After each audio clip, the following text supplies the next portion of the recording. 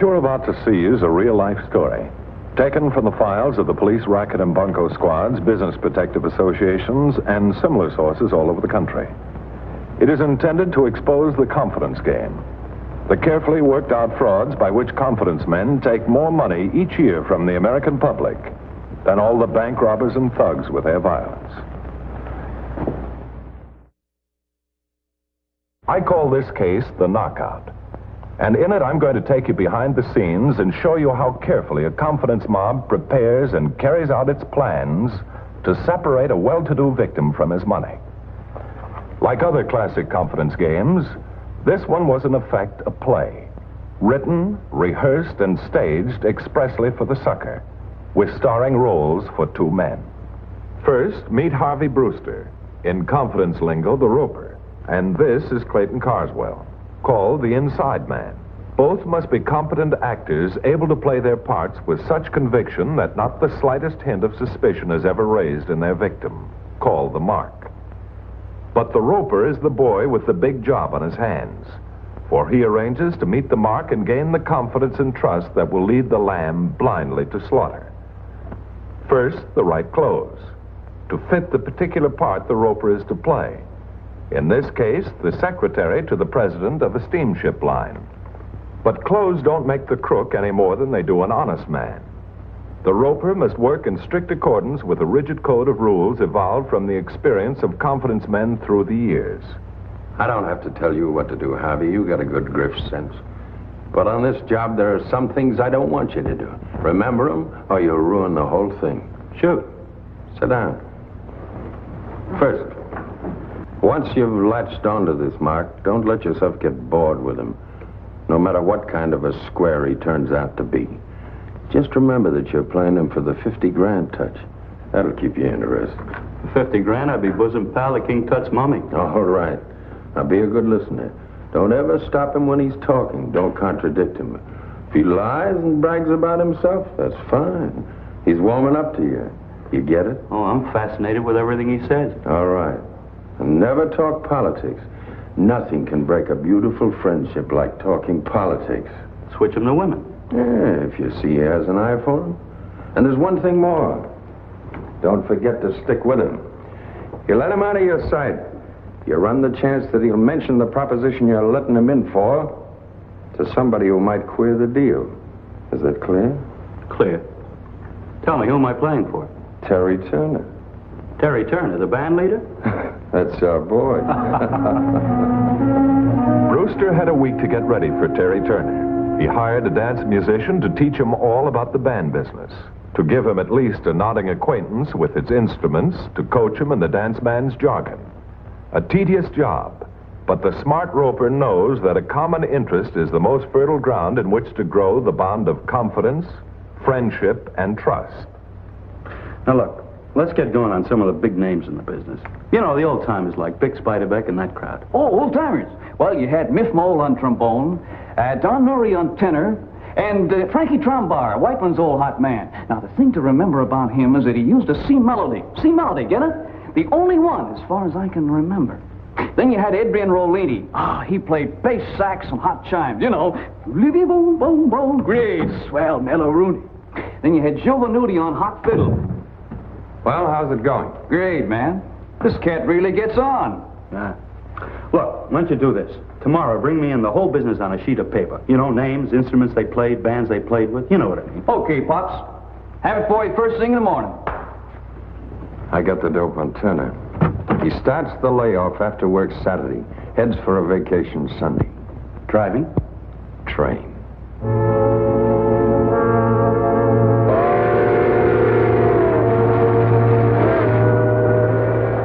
Yeah, I sure would like to have him in my outfit. Love the way he plays those chimes, huh? Oh, brother, he's smooth. Who are you with, Harvey? Oh, it's been about 10 years, I guess. I used to play a slip-horn in a range for a little outfit out at Princeton. You know, proms, club dates, that kind of stuff. Sure wish I could have stayed with it. But my old man set me up with a big-shot friend of his, president of a steamship line. Clayton Carswell? Well, I finally got to be Carswell's secretary.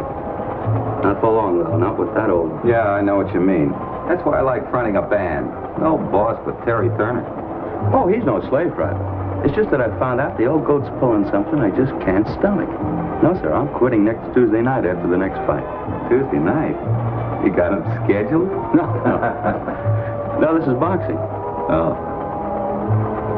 President of a steamship line? Well, he fancies himself quite a sportsman. He should be through here any minute now. You know, he's got the private car right next door. Oh, it took me on. Yeah, sure. I don't know why I bore you with all this. Bore me? I get it all the time from my boys. I encourage it. Gripe department, I call it. Well, he got himself a fighter. Kid named Johnny Dondero. Nice kid, 25 or 26. He's got a great build, but nothing else. He couldn't punch his way out of a butterfly net. And Coswell's letting this kid get his brains bashed out, telling him he's great. Well, maybe he knows. Yeah, he knows all right. He's making a second fortune over the kid. How does he figure to make a fortune out of a horizontal Henry? You leave it to Coswell. You see, he bets heavy, in somebody else's name, of course, that the kid will get knocked out in a certain round. That way he gets long odds. Then he fixes it with the kid to take a dive in that round. Happens every fight. Oh, no. And for this, he gives this kid $75 a week.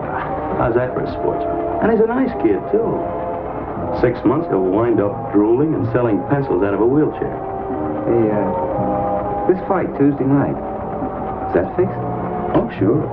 I don't know what round yet, but I'll find out from the kid. And if that fight goes that way, I'm going to go straight to the boxing commission. I'm going to put a stop to that. Yeah, sure. You know, I'd like to see that fight. You want to see the kid get his head knocked off? Oh, no. I got nothing to do. I thought we might go to the fight and then go someplace else and have a couple of laughs. Okay. But first, tomorrow afternoon, I'll take you over to the gym where the kid works out. You see him and then decide for yourself whether you want to see the fight. Good deal. I'm glad I met you, Harvey. Let's get these freshened up. And he really was glad. Good job so far, Mr. Brewster. The seed of easy money through fixed fights dropped on fertile ground to be nurtured to full flower in the days to come. This looks like a gym. It has all the things a gym is supposed to have: equipment, fighters, handlers, and spectators. It even smells like a gym.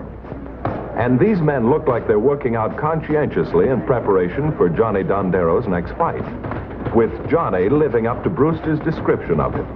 A kid Clayton Carswell was leading to punch-drunk oblivion for his own selfish, inhuman purposes. Yes, it looks like a gym, the training place for fighters, whether palooka or coming champ.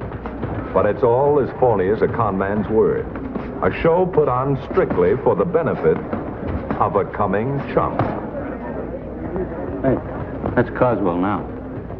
So that's him. Having the kid take a dive in the fifth, huh?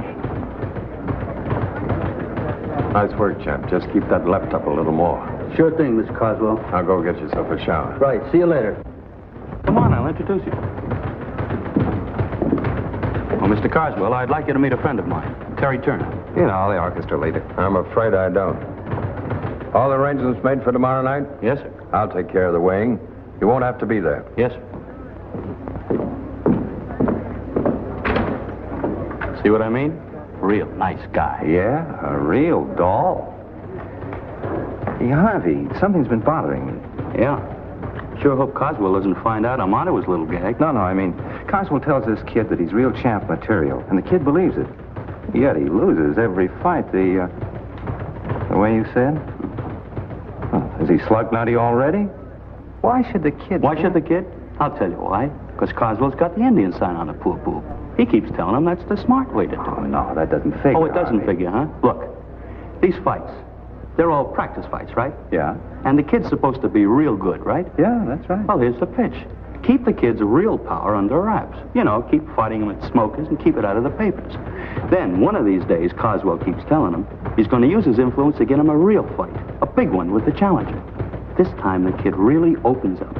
He wins by a knockout. Big splash in all the newspapers. New light heavyweight sensation. You see, the kid figures he's going to get $1 million worth of publicity and a quick shot at the champ. But the old boy never lets him near the challenger. Right. Now, you still want to see the fight? Yeah, sure. You know what? I'm going to get me a little bet down. Oh, now, don't give me the hearts and flowers, Harvey. This is money in the bank, pal. All right, tell me. How's it going to hurt that kid if I get a little bet down? Well, it can't hurt him, I guess. Ah, this is for laughs, kid. Hey, that reminds me. What's with the babe department? Now, that's all fixed up. A girl I met last time I was here, and she's bringing a friend. Yeah? Well, I hope that friend is no little E-flat dame.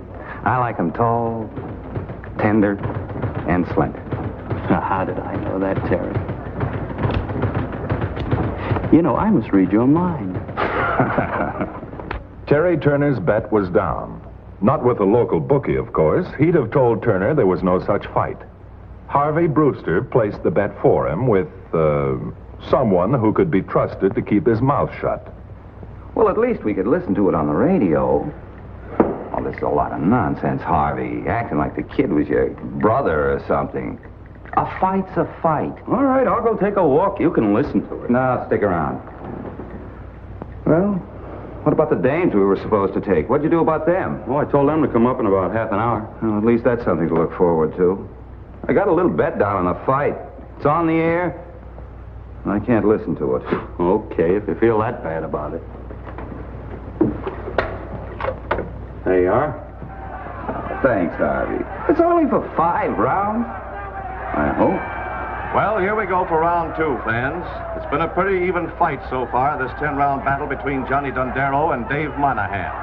Neither boy has struck a blow yet this round, but there goes Monahan with a terrific left and a right, and another left to Johnny Dondero's jaw. And the crowd loves it. Johnny tries to come back, but misses. He's got power in those punches, that kid, but wow, Monahan lands another hard right on Johnny's jaw, and Johnny falls into a clinch. As I was saying, this Johnny Dondero's got a powerful punch, but he's wild. There he goes with another one, wide of its mark, and he catches 2 strong blows to the body from Dave Monahan. 3 more to the head and body from Monahan. Dondero covers up and goes into a clinch. Referee tears the boys apart, and Monahan again with a right and a left through the head of Johnny Dondero.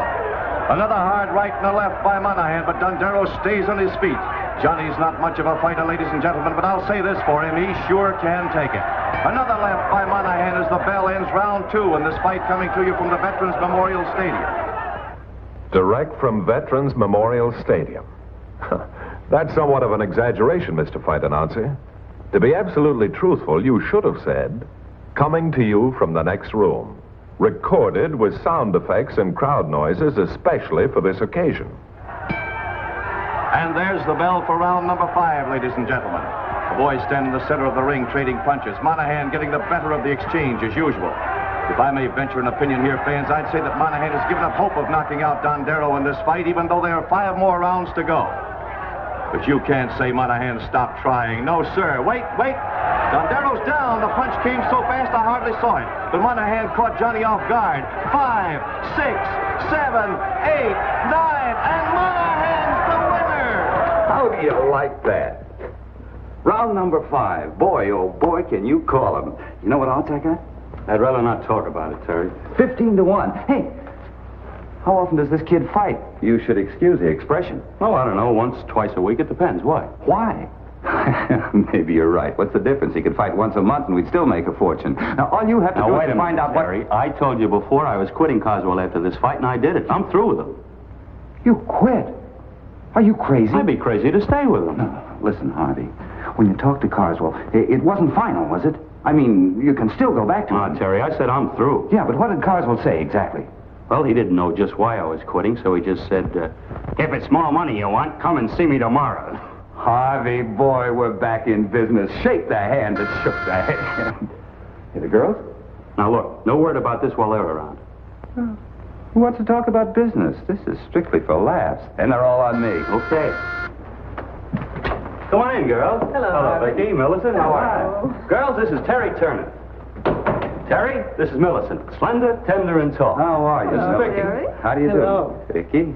Well, where do we go? Any place you say? You're paying for it. You decide. Well, I know a good place for dinner. Let's start there. Come on. Let's go. No E-flat dame for you, Mr. Turner. Slender, tender, and tall. It was a fine evening, bright and gay. Mr. Turner remembered not to talk business, but that's not exactly what did it. The girls knew all the time what was going on, and knowing they enjoyed themselves thoroughly watching the bells tinkle on Mr. Turner's fool's cap. And Mr. Turner, seeing the girls have a good time, enjoyed himself all the more. And Mr. Brewster was happy because Mr. Turner was happy. It all went round and round in a dizzy circle, much too brilliant for Mr. Turner to see anything in its real light. But at 4 in the morning, he couldn't sleep. Girls were girls and fun was fun. But the rare chance to make a fortune fast and without blowing your brains out through a trumpet night after night, that was something different.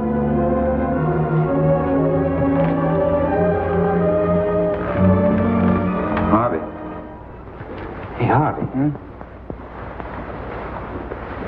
You're going back with Carswell, aren't you? Oh, for crying out loud, Terry, it's 4 o'clock. Look, we have to talk about it now. Come on, turn off the light, will you? Honest, Harvey, I don't see for the life of me how you can pass up a good thing like this. All right, so you shut your eyes a little to the ethics. Get with it, man. Look, Terry, I've got to get some sleep. I'll tell you what I'll do. I'll stay with him for one more fight, all right? Now can I go back to sleep? Okay. Now get one big bet down. All the money I can raise. You think you can find me a taker?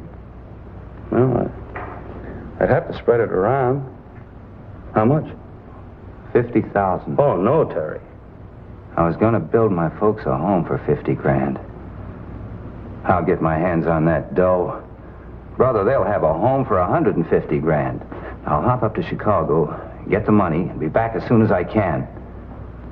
Only we're not going to listen to this fight on the radio. This is one fight we're going to see.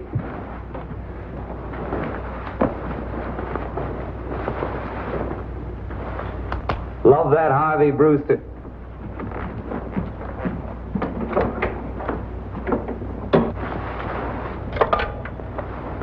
$4.12, please.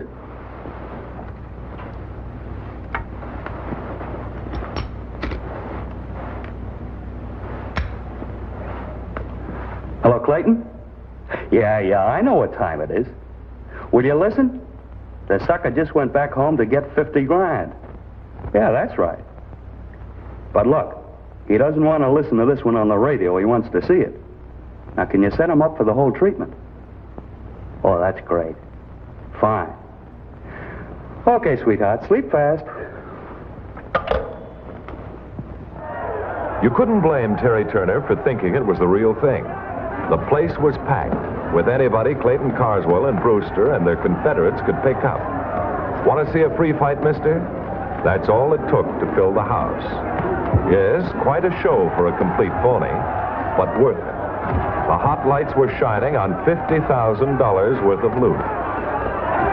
Terry Turner watched this fight differently than he had ever watched a fight before. No yelling for his boy to win. It was in the bag. Johnny Dondero was taking his dive, this time in the 8th.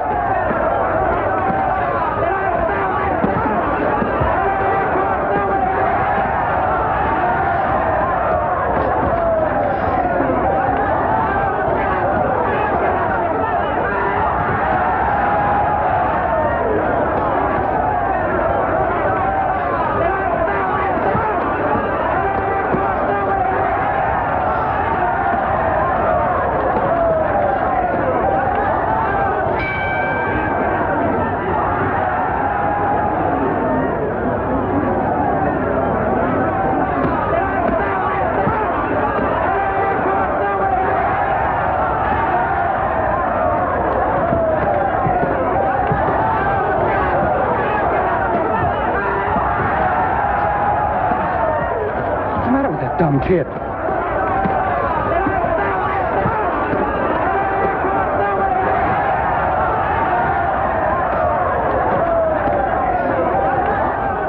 Hold on, Johnny. Hold on!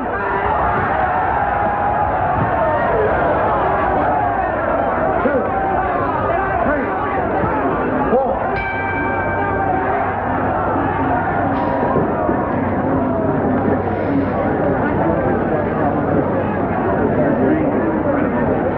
What's happening here, Harvey? Now, look, don't worry. Terry, the kid can take it. You know that. He better. That's all I got to say. He better.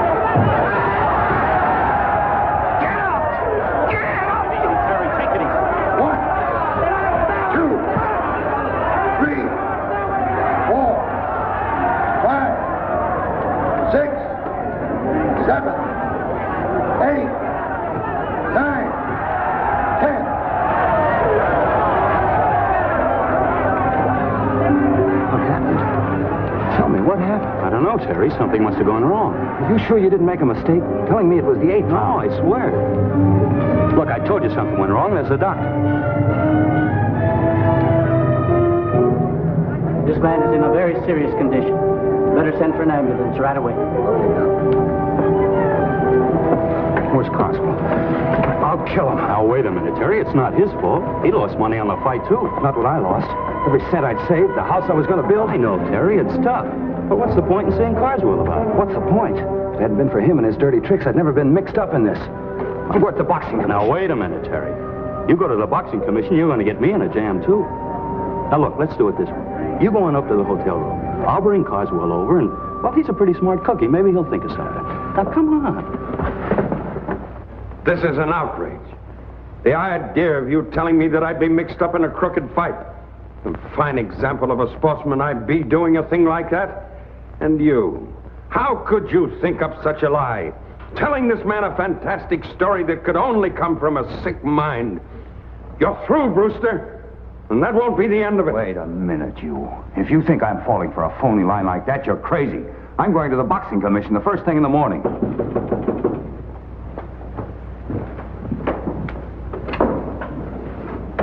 I'm looking for a Mr. Carswell, or... I'm Carswell. What is it? I'm Dr. Venable, Mr. Carswell. Oh, yes. You examined my boy. Come in. I just wanted to tell you I rode with him in the ambulance. He died on his way to the hospital. He's dead. I'm very sorry.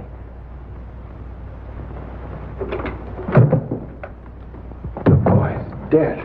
Well, what'd you expect? If he lived, he'd have been a helpless cripple the way you've been handling him. I never realized it.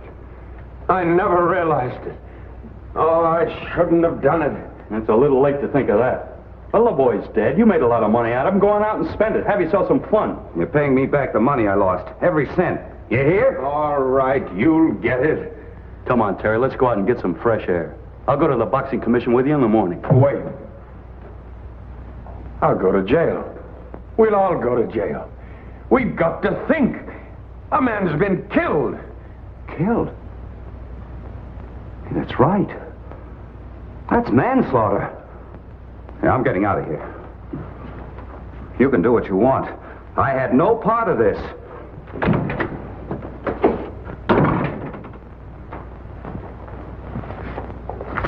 Well, there it is.